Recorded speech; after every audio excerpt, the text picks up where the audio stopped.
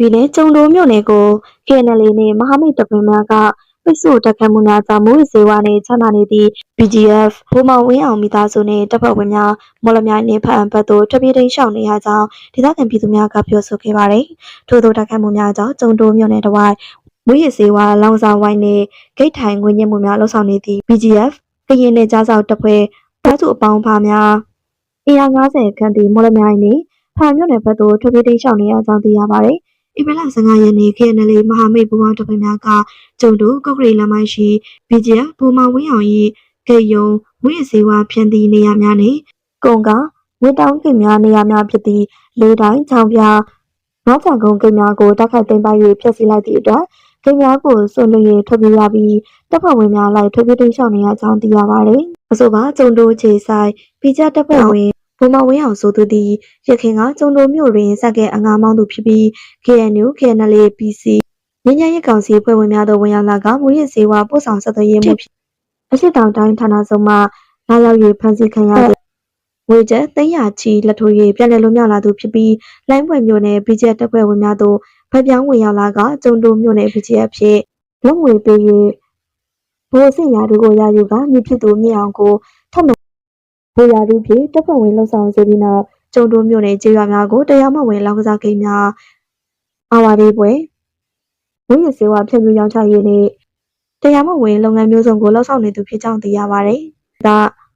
ရခင်ကကျုံတိုးဒေသတဝိုက်တပ်ပွဲများမဖြစ်ပွားခင်ကျုံတိုးအထက်ကကြောင့်ဥကွဲစရက်အနီးတွင်ဇနီးဖြစ်သူမက်ကေတီရာဝင်းနှင့်သားဖြစ်သူသမီးဖြစ်သူနှင့်အတူနေထိုင်ကမူရစ်ဆေးဝါးဖြန့်သည့်လုပ်ငန်းစဉ်များ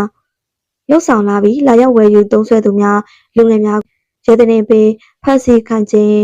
စစ်မှုထမ်းစစ်သားတပ်များဖြင့်စုဆောင်ပေးခြင်း BGF စစ်သားများဖြင့်စုဆောင်ပေးပြီးမူရစ်ဆေးဝါးအာဝါတွေတရားမဝင်လုပ်ငန်းမျိုးစုံကိုပါဝင်ခံခြင်းများလှုပ်ဆောင်ခဲ့ကြောင်းသိရပါသည်။နောက်ထပ်သတင်းတစ်ပုဒ်အနေနဲ့မကွေးတိုင်းစင်ပါဝဲမြို့နယ်ရှိအကြမ်းဖက်စတဲ့ဟီကပ္ပစ73ကိုတရားခုံမရှော့တိုက်တုံးဆယ်လုံးဖြင့်ပြစ်ခတ်တိုက်ခိုက်ခဲ့ရမှာစက်ယုံများထိမှန်ခဲ့ပြီးထိခိုက်မှုအများပြားရှိခဲ့ကြောင်းသိရပါသည်။ဧပြီလ25ရက်နေ့ည12:00နာရီအချိန်ကမကွေးတိုင်းစင်ပါဝဲမြို့နယ်ရှိအကြမ်းဖက်စတဲ့ဟီအမှတ်73စီကာကွယ်ရေးပစ္စည်းစက်ယုံကပ္ပစ73ကိုတော်လှန်ရေးတပ်ဖွဲ့များကတရားခုံမရှော့တိုက်တုံးဆယ်လုံးဖြင့်ပြစ်ခတ်တိုက်ခိုက်ခဲ့ကြောင်းသိရပါသည်။ဒီတိုက်ခိုက်မှုအတွင်းမှာရှော့တိုက်တုံးဆယ်လုံးစလုံးအရေးပါသောဒီမှာစက်ယုံအပါအဝင်အခြားစက်ယုံများကိုထိမှန်ပေါက်ကွဲခဲ့ပြီးထိခိုက်မှုအများပြားရှိခဲ့ထိုတိုက်ခိုက်မှုအတွင်းမှာ BWN နဲ့မဟာမိတ်ပူးပေါင်းတပ်ဖွဲ့များတို့ကပူးပေါင်းလှုပ်ဆောင်ခဲ့ခြင်းဖြစ်ကြောင်းသိရပါတယ်။အဆိုပါကပ္ပစ73သည်ပြည်သူများကိုတပ်ဖြတ်ရ၌စစ်ကောင်စီကအဓိကအသုံးပြုနေသောအသေးစားကြီးစမအစားအကြီးစားလေရင်ဘုံပစ်သည့်အထိပြုလုပ်ရာတွင်အဓိကပါဝင်သောနေရာတစ်နေရာဖြစ်ကြောင်းသိရပါတယ်။အကြမ်းဖက်စစ်ကောင်စီ၏လက်နက်ခဲယမ်းများထုတ်လုပ်ရေးစက်ရုံများတွင်ကြီးစမဆ၍လက်ပစ်ဗုံးနှင့်ကပ္ပစ73ပင်မာစက်ရုံမှထုတ်လုပ်သောပင်မာများ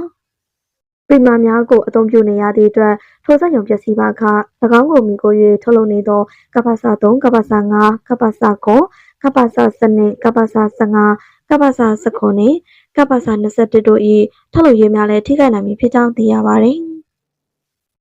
ဒီနေ့လိုက်တိုင်းတဝဲမြို့နယ်ရှိဟာလီကွေအကျန်းဖက်စစ်တပ်စခန်းကိုတိုက်ခိုက်သိမ်းပိုက်ခဲ့ရမှာစစ်သား10ဦးထပ်မံသေဆုံးပြီးဗိုလ်ကြီးတို့တနက်ပြေကိုအဆုံးစီရင်သွားခဲ့တော့စစ်သား15ဦးလက်နက်ချအလံဖြူထောင်ခဲ့ကြောင်းတော်လှန်ရေးသတင်းများဌာနမှသိရပါတယ်။ဧပြီလ26ရက်နေ့နနက်ပိုင်းမှာစတင်ကဒဝဲမြို့ရှိအကျန်းဖက်စကောင်းစီးတပ်သားအင်အား30ခန့်တပ်ဆွဲထားသောဟာလီကွေစစ်စခန်းကိုတော်လှန်ရေးပူးပေါင်းတပ်ဖွဲ့များကစတင်ဝင်ရောက်တိုက်ခိုက်ခဲ့ကြောင်းတပ်ပွဲတွင်မှာအကြမ်းဖက်စကောင်းစီက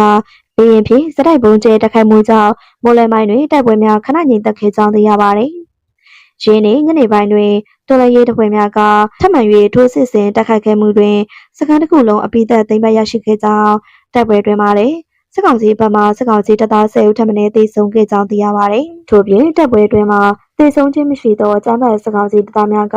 လက်နက်ချအလံဖြူထောင်ရန်အတွက်ပြုလုပ်စဉ်ဗိုလ်ကြီးတို့က